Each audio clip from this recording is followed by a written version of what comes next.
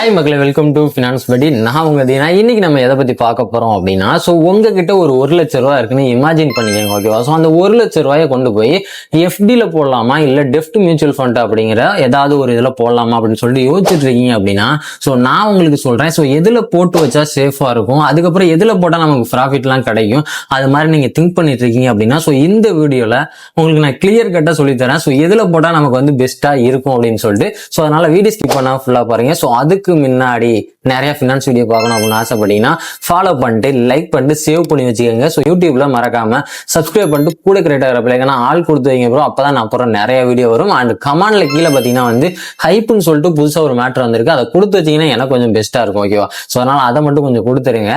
So டேரக்டா நம்ம வீடியோக்குள்ள போயிடலாம். ஸோ அப்பதான் உங்களுக்கு ஃபுல் டீட்டெயிலாக தெரியும். ஃபர்ஸ்ட் எப்படின்னா என்னன்னு பார்ப்போம், அதுக்கப்புறம் டெஃப்ட் மியூச்சுவல் ஃபண்ட் தான் பார்ப்போம், அதுக்கப்புறம் எல்லாத்தையும் தனித்தனியாக எக்ஸ்பிளைன் பண்ணி ஸோ எது பெஸ்ட் அப்படின்னு சொல்லிட்டு வீடியோட கடைசியில நம்ம ஃபைனல் பண்ணிடலாம். ஃபர்ஸ்ட் நம்ம எஃப்டி அப்படின்னா என்னன்னு தெரிஞ்சுக்கலாம். ஸோ எஃப்டி அப்படின்னா ஃபிக்ஸ்ட் டெபாசிட், அதாவது கேரண்டியா நமக்கு ரிட்டர்ன் கிடைக்கும் அப்படிங்கிறதா, ஓகேவா? நீங்க 2025ல இதை எடுத்துக்கிட்டீங்க அப்படின்னா ஸோ நமக்கு ரிட்டர்ன்ஸ் எவ்வளவு வரும் அப்படின்னு பார்க்கும்போது பாத்தீங்கன்னா வந்து 6%ல இருந்து 7% பாத்தீங்கன்னா வந்து நம்ம ஃபிக்ஸ்ட் டெபாசிட்ல அமௌண்ட் போட்டு வச்சோம் அப்படின்னா நமக்கு கிடைக்கும், ஓகேவா? ரிஸ்க் பாத்தீங்கன்னா ஆல்மோஸ்ட் 0 தான் ப்ரோ. பட் டெபாசிட் இன்சூரன்ஸ் பாத்தீங்கன்னா வந்து அப் டு 5 lakh வரைக்கும் இருக்கு, ஓகே? அதோட சேர்த்து இதோட டிராபேக்லாம் என்னன்னு சொல்லி பார்த்தோம் அப்படின்னா, ஸோ நம்மளோட இன்ட்ரெஸ்ட் பாத்தீங்கன்னா வந்து டாக்ஸ் ஃபுல்லி டாக்ஸ் தான், ஓகே? இன்ட்ரெஸ்ட் பாத்தீங்கன்னா டாக்ஸ் பிடிப்பாங்க. ஸோ அது பாத்தீங்கன்னா ஒரு மைனஸான மேட்ரு.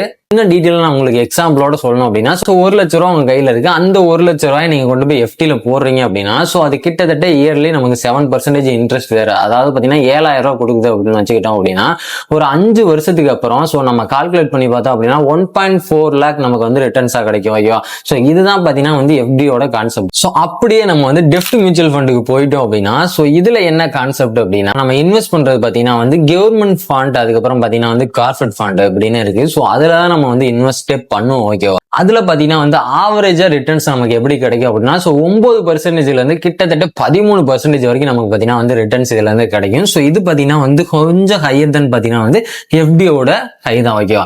அதுவே நீங்க வந்து ரிஸ்க்னு எடுத்துக்கிட்டீங்க அப்படின்னா ஸோ எஃப்டில பாத்தீங்கன்னா ரிஸ்கே கிடையாது. ஆனா இதுல பாத்தீங்கன்னா அதோட கம்பேர் பண்ணும்போது கொஞ்சம் ரிஸ்க் இருக்கு. ஸோ எப்படி ரிஸ்க் நமக்கு வரும் அப்படின்னா ஸோ மார்க்கெட்டோட ரிஸ்க்லாம் இருக்கு, அதுக்கப்புறம் பாத்தீங்கன்னா கிரெடிட்டோட ரிஸ்க்லாம் பாத்தீங்கன்னா வந்து இதுல இருக்கு. ஸோ அது பாத்தீங்கன்னா கொஞ்சம் மைனஸான மேட்டர். அதோட சேர்த்து அட்வான்டேஜஸ் எல்லாம் பாத்தீங்க அப்படின்னா நமக்கு வந்து டாக்ஸ் எஃபிஷியன்சி கிடைக்கும். அதாவது பாத்தீங்கன்னா வந்து 3 இயர்ஸ்ல பாத்தீங்கன்னா வந்து எல்டிசிஜி வித் இன்டெக்ஷன் கிடைக்கும். இன்னும் நான் உங்களுக்கு டீடைலா சொல்லணும் அப்படின்னா, எக்ஸாம்பிளுக்கு 1,00,000 இருக்கு, அதே எஃப்டில 1,00,000 போட்ட மாதிரி டெஃப்ட் மியூச்சுவல் ஃபண்ட்ல போறோம் அப்படின்னா ஸோ இதோட இன்ட்ரெஸ்ட் ஆவரேஜா 7.5 வச்சுக்கலாம், ஓகேவா?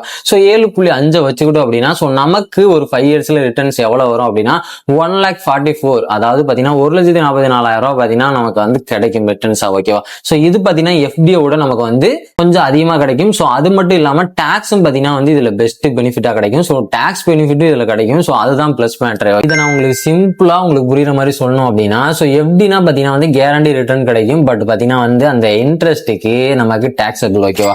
அதுவே டெஃப்ட் ஃபண்ட் பாத்தீங்கன்னா வந்து கொஞ்சம் பாத்தீங்கன்னா ரிஸ்க் இருக்கு. பட் ஆனா ஹையர் ஆஃப்டர் பாத்தீங்கன்னா வந்து டாக்ஸ் ரிட்டர்ன்ஸ் கிடைக்கும் நமக்கு, ஓகேவா?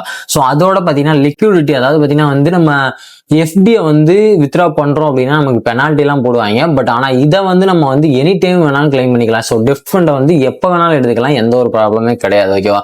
ஸோ எஃப்டியில் வந்து நம்ம பணத்தை எடுக்கும்போது கொஞ்சம் பெனால்ட்டி போடுவாங்க இடையில நம்ம எடுத்தோம் அப்படின்னா. ஸோ அது பார்த்தீங்கன்னா கொஞ்சம் மைனஸான மேட்டர். அதுக்கப்புறம் இன்வெஸ்டர்லாம் எதை சூஸ் பண்ணலாம்? ஸோ நிறைய இன்வெஸ்டருக்குலாம் பார்த்தீங்கன்னா வந்து கொஞ்சம் டவுட்டாக இருக்கும். ஸோ எதில் இன்வெஸ்ட் பண்ணலாம் ஸோ அப்படின்னு சொல்லிட்டு. ஸோ ரெண்டில் பார்த்தீங்கன்னா வந்து நான் சொல்றதை வச்சு நீங்கள் வந்து எதில் உங்களுக்கு செட் ஆகும் அப்படின்னு சொல்லிட்டு நீங்களே சூஸ் பண்ணிக்கங்க. ஸோ அதான் பெஸ்ட்டாக இருக்கும், ஓகேவா? ஸோ நீங்கள் வந்து ஒரு சீனியர் சிட்டிசனாக இருக்கீங்க, எனக்கு ரிஸ்கே வேணாம், நான் ரிஸ்கே வந்து பார்க்க விரும்பல அப்படின்னா ஸோ நீங்கள் டேரெக்டாக எஃப்டியை செலக்ட் பண்ணிக்கங்க. ஸோ அதுதான் பார்த்தீங்கன்னா உங்களுக்கு பெஸ்ட்டாக இருக்கும்.